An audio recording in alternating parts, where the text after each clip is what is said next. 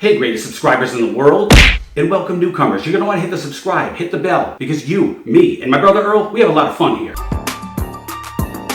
Y'all know Earl be twerking, boy! Yeah! Let's dive right in as usual. There is no fluff in this channel, not a single cotton puff. Except for that part, that was kind of fluffy. I ordered a 2020 Corvette C8, even though I had a promise of zero markup on a new GT500. That's right, I had a guaranteed no markup on a 2020 GT500, and I really appreciate that dealer. I really respect that dealer, and I'm gonna buy from them in the future, definitely.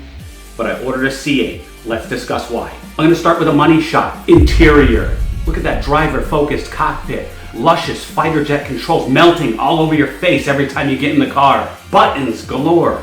Look at those lines. Look at those sports seats. The colors, the stitching. Yes, that's the top-notch interior, and it's gonna cost a pretty penny, but it is worth it.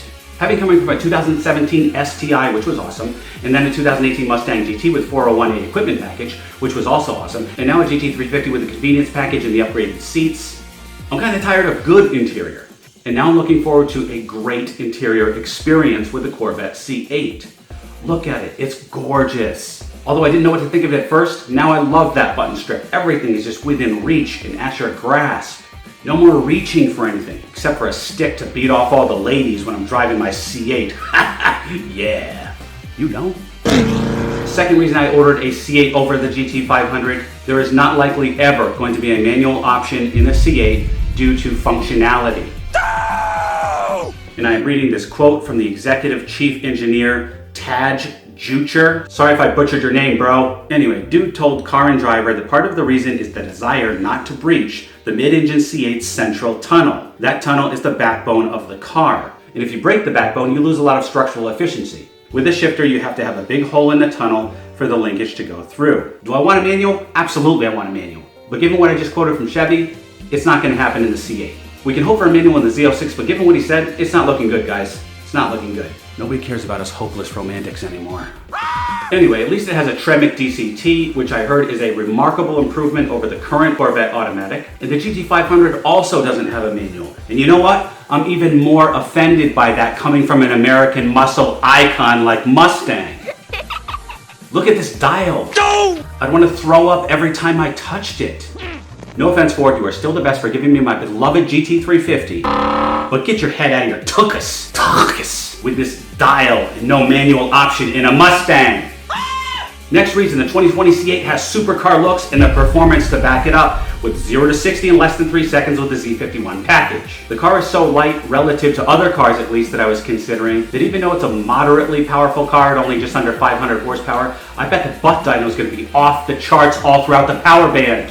Full disclosure, the Corvette C8 is actually on the large and heavy side compared to its exotic competitors. But it's also got a lot more comfortable large interior space and performs just as well at a fraction of the price. There's no need to convince you guys. You all know the C8 is revolutionary. Another reason I ordered the C8. It's almost sold out already. We are on the verge of not owning the most revolutionary sports car the world has ever seen, at least in my lifetime. And don't you be talking to me about Tesla.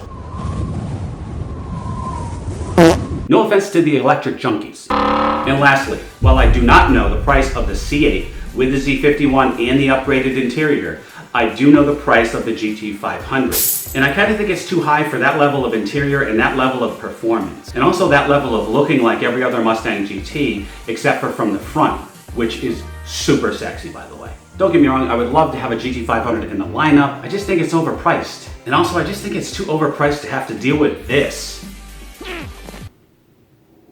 It haunts my soul. The dial.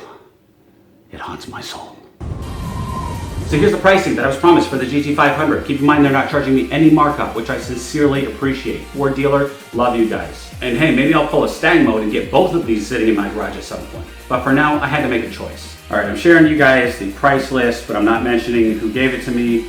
This is also for a 2020 GT350, which I was also looking at just for the minor upgrades that they had.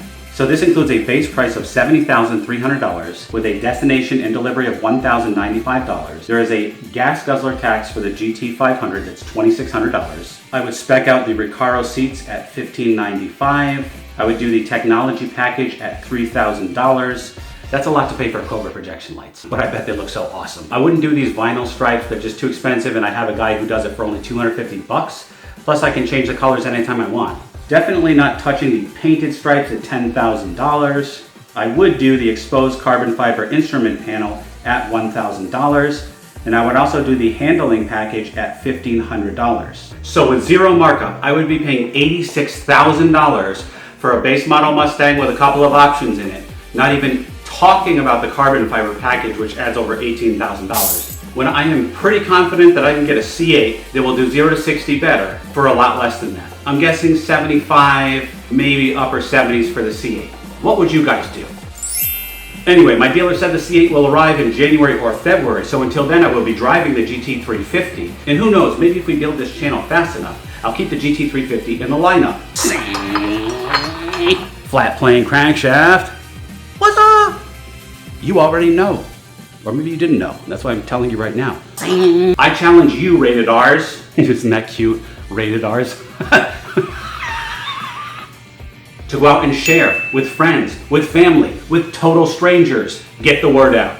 Save the GT350. That's what we'll call the campaign. Anyway, go out there and get the word out about Rated R Cars, who has the host you like the most, and who is slightly unstable. But never fully out of control. Alright guys, as always, let's get a dialogue going down below. Looking forward to discussing this with you. My friends, God bless you and your families. Always drive and ride safe, and always remember the motto. Always be kinder than necessary. And don't forget to sub and hit the bell to stay tuned for the C8 build coming soon. Love you guys.